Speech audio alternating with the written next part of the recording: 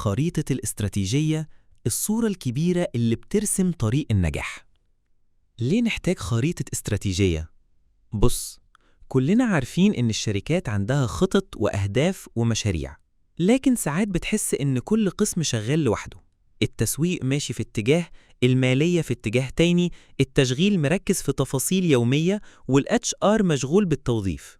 النتيجة، الشركة بتجري لكن من غير ما يكون في تناغم أو صورة كبيرة، وده زي فرقة موسيقية، كل آلة بتعزف لوحدها، النتيجة دوشة.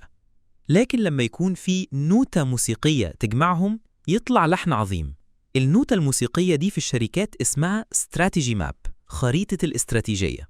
تعريف استراتيجي ماب ببساطة: خريطة الاستراتيجية هي أداة بصرية بتربط ما بين الرؤية vision، الأهداف الاستراتيجية، المحاور الكبيرة اللي هنشتغل عليها، العلاقات السببية، إزاي هدف بيقود للتاني. الخريطة دي بتترسم في شكل خريطة ب4 طبقات حسب منهجية كابلن أند نورتون. Balanced Scorecard: 1. المنظور المالي Financial Perspective. 2. منظور العملاء Customer Perspective. 3. العمليات الداخلية Internal Processes. 4. التعلم والنمو Learning and Growth. الفرق بين Strategy Map وباقي الأدوات: Business Model، إزاي الشركة بتكسب فلوس. Business Plan، خطة مفصلة للأهداف والاستراتيجيات. Action Plan، تفاصيل التنفيذ اليومي. Road Map، التسلسل الزمني للمراحل. Strategy Map، الصورة الكبيرة اللي بتربط كل ده في شكل منطقي بصري. مكونات الاستراتيجي ماب: 1. الرؤية والرسالة. الفيجن، احنا رايحين لفين. الميشن، احنا موجودين ليه. 2. الأهداف الاستراتيجية، مثلا تحسين رضا العملاء، تقليل التكاليف، تطوير منتجات جديدة. 4 منظور Balanced Scorecard Perspectives. أولا المنظور المالي، زيادة الأرباح، تحسين التدفق النقدي، خفض التكاليف. ب. منظور العملاء، زيادة رضا العملاء، تحسين تجربة العميل، التوسع في شرايح عملاء جديدة. ج. العمليات الداخلية، تطوير سلاسل التوريد، تحسين جودة المنتج، ابتكار في الخدمات. د. التعلم والنمو، تدريب الموظفين، تطوير التكنولوجيا، تحسين ثقافة الشركة. ليه استراتيجي ماب قوية جدا؟ 1. بتربط الكل بالصورة الكبيرة، كل موظف يفهم إزاي شغله بيأثر في الهدف النهائي. 2. بتوضح العلاقات السببية، مثلا تدريب الموظفين learning، يحسن العمليات processes، يرفع رضا العملاء customer، يزود الأرباح financial. 3. بتحول الاستراتيجية من كلام عام لشكل بصري واضح. 4.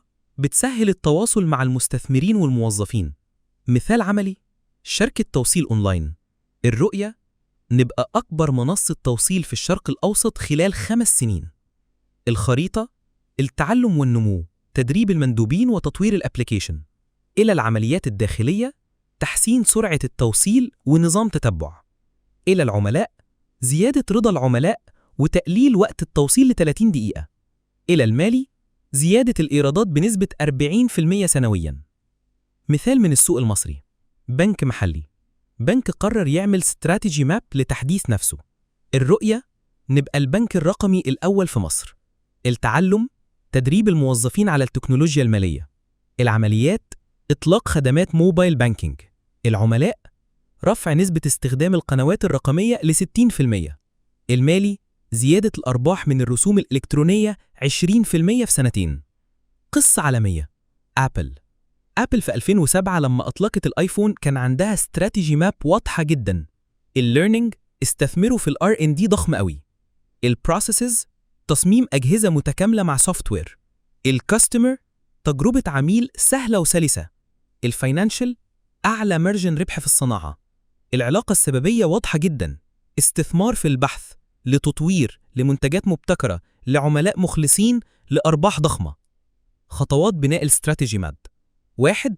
حدد الرؤية والرسالة. 2. حدد 3 إلى 5 أهداف استراتيجية في كل منظور. 3. اربط الأهداف بسهم يوضح العلاقة. 4. اعرض الخريطة على فريقك علشان تتأكد إن الكل فاهم. 5. اربطها بالكي بي آيز لقياس التنفيذ. أدوات لعمل استراتيجي ماب، باوربوينت أو فيجيو، أدوات متخصصة زي Balanced Scorecard Software. حتى ورقة كبيرة بلس ستيكي نوتس تنفع. أخطاء شائعة في الاستراتيجي مابس. قلنا أهداف كتير جدا، الخريطة تتحول لغابة. غياب العلاقات السببية، مجرد لستة أهداف. تجاهل منظور معين، تركيز على الفلوس بس.